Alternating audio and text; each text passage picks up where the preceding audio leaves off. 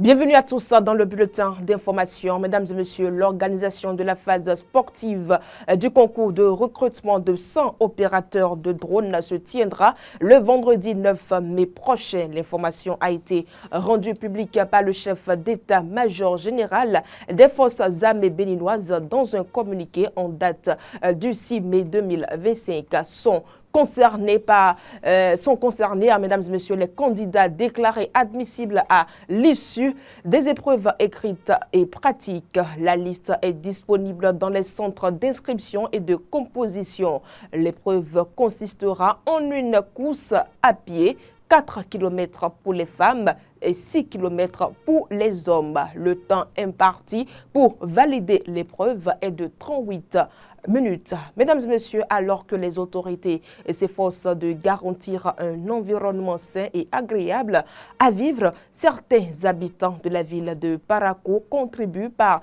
leur incivisme à la pollution de leur cadre de vie. Dans des quartiers tels que Wézé, Kabassira et Yarakenin, situés dans le premier arrondissement de la ville, les conditions de vie deviennent de plus en plus difficiles.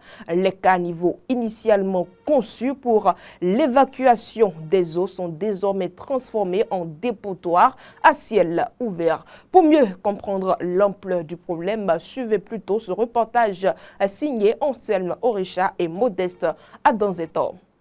Alors que le gouvernement, dans sa vision d'embellir les grandes villes du Bénin, a mis en place la société de gestion des déchets et de la salubrité, l'incivisme continue de sévir dans certains quartiers de Parakou. Des caniveaux à ciel ouvert situés en plein cœur de la ville sont devenus de véritables dépotoirs. Cette situation, qui résulte de l'incivisme de certains habitants, ternit non seulement l'image de la ville, mais met également mal à l'aise les riverains. Il y a beaucoup de caniveaux qui sont ouverts. Mais c'est la population qui fait salir les caniveaux là encore. Les gens font du bon travail, mais eux, ils continuent de faire ça et ça devient sale toujours. L'odeur, tu passes là, c'est que tu es mal à l'aise quoi. Et je ne sais même pas comment ces gens là font pour vivre là-bas dans ces gens d'endroits. Ça sent mauvais, même si moi je passe là. Je vois que non. Comment cela fait pour vivre là? Maintenant quand ça va faire inondation, tout ça, ça va rentrer. Ces gens d'odeur là, ça va rentrer dans les maisons encore. Parce que quand ça va boucher là, l'eau va emporter ça pour faire rentrer dans les maisons. D'abord, les caniveaux sont ouverts, ça peut créer des inondations et aussi encore, des enfants peuvent tomber dedans. C'est un truc qui n'est pas profond, mais c'est presque genre imprévisible quoi. Parce que s'il y a la pluie, si tu n'es pas prévisible là, les enfants peuvent tomber dedans et ça peut créer des dégâts humains quoi. Pour remédier à cette situation, les autorités sont appelées à prendre des mesures tant pour la fermeture des caniveaux que pour lutter contre l'incivisme des habitants. Chacun d'entre nous sait ce qui est bon. Merci pour aussi le président par rapport à ce qu'il a fait. Parce qu'il y a certaines parmi nous, des êtres humains comme nous, qui ramassent ces ordures-là. On doit prendre soin de ces gens, on doit les respecter aussi. Donc comment on va les respecter? Il faut qu'on évite à jeter les ordures partout. Donc il faut que la population aussi prenne soin de tous ces trucs-là aussi.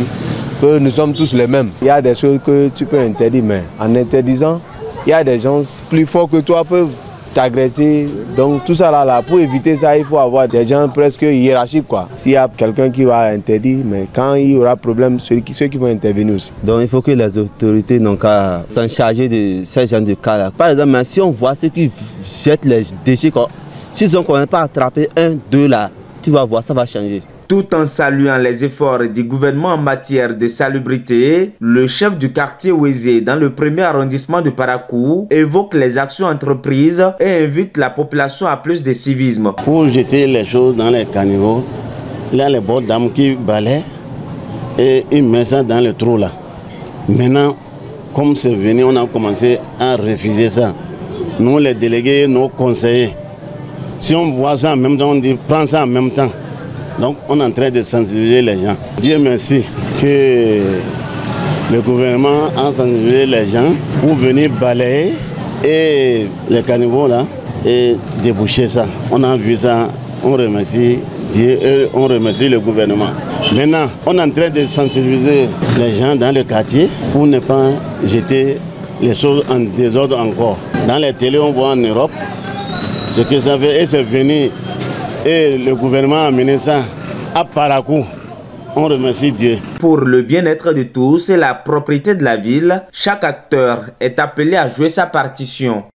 Autre information dans ce bulletin, des bouteilles de gaz de capacité 1,5 kg seront bientôt mises à la disposition des populations. Cette nouvelle mesure s'inscrit dans le cadre de la réforme visant à uniformiser les bouteilles de gaz de pétrole liquéfié à travers tout le territoire national. La décision a été prise ce mercredi 7 mai 2025 en Conseil des ministres. L'objectif visé selon le gouvernement est d'accroître la disponibilité et l'accessibilité du gaz domestique, de promouvoir son utilisation en remplacement des sources d'énergie traditionnelles, notamment le bois de chauffe. Mesdames et messieurs, les nouvelles bouteilles de gaz de capacité 1,5 kg selon le gouvernement sont plus adaptées aux besoins des ménages à faible revenu.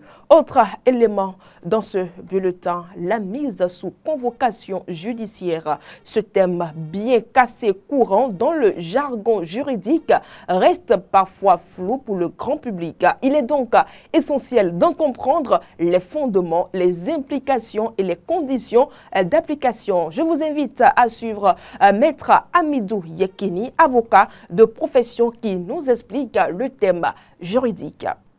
C'est une question qui relève du domaine du droit pénal.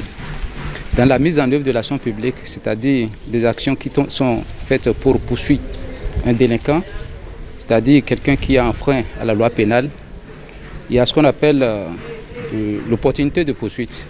Cette opportunité de poursuite, c'est une prérogative qui est reconnue au procureur de la République qui, lorsque les faits sont déférés devant lui, décide de poursuivre ou non. C'est ce qu'on appelle l'opportunité de poursuite. Il décide de ne pas poursuivre parce que peut-être l'infraction n'est pas constituée ou parce que peut-être que l'infraction est constituée, que la poursuite de cette infraction peut causer de troubles à l'ordre public. Dans ce cadre, il classe le dossier sans suite. Dans le cas où les infractions sont avérées, les faits qui sont déférés devant le procureur sont avérés et qu'il décide de poursuivre, il décène, il y a deux possibilités qui s'offrent là aussi. Il peut décerner mandat de dépôt contre l'intéressé, contre le détenu, le délinquant. Il décerne mandat de dépôt parce que il peut penser que la mise en liberté de ce détenu peut causer d'entorse à la procédure, c'est-à-dire peut empêcher la manifestation de la vérité. Ou soit que le fait de mettre ce délinquant en liberté peut causer aussi de troubles à l'ordre public. Vous voyez. Toutefois, il peut, en vertu du principe de l'opportunité de poursuite, il peut il peut poursuivre sans mandat, c'est-à-dire poursuivre l'individu sans mandat. Vous voyez. Lorsqu'il poursuit sans mandat, il met l'individu sous convocation. Donc, la mise aussi sous convocation, cette prérogative est aussi dévolue au juge des libertés. Dès lors qu'ils sont mis sous convocation, rentrent chez eux. Mais il y a une juridiction qui est saisie pour que l'action publique soit continuée. C'est-à-dire que c'est des individus qui sont poursuivis, mais ils doivent être jugés. Donc, ils disposent de la liberté, ils rentrent chez eux, mais ils défèrent aux convocations du juge et ils viennent chaque fois pour assister aux audiences jusqu'à ce qu'une décision intervienne dans leur dossier. Ceux qui sont mis sous convocation ne sont pas mis en prison. Ne sont pas en prison. Ceux qui sont en prison, c'est ceux-là contre qui mandat de dépôt a été décerné. Ce sont ceux-là qu'on met en prison. La question de prison, ça relève toujours de l'opportunité de poursuite.